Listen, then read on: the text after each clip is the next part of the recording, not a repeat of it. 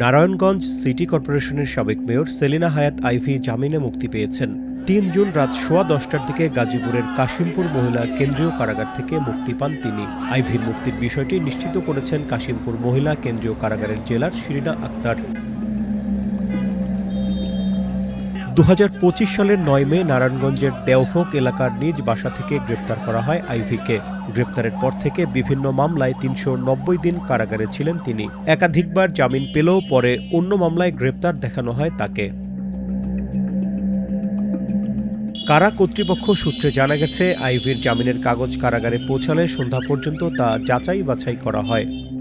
আমরা আইনগতভাবে ওনার মুক্তির জন্য সর্বোচ্চ আদালত থেকে ন্যায় বিচার পেয়েছি।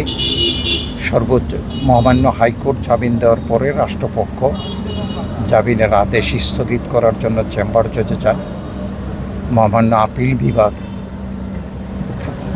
এই শুনানি অন্তে নিম্ন আদালত হাইকোর্ট বিভাগের যে আদেশ সেটা বহাল রাখে এবং আইভীর জামিনে মুক্তি পেতে কোনো বাধা নেই।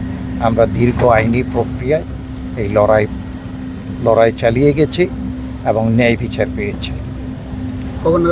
এবং যেই মোকদ্দমাগুলি আইভীর বিরুদ্ধে দায়ের করা হয়েছে সেই মোকদ্দমাগুলি মূলতই ভিত্তিহীন।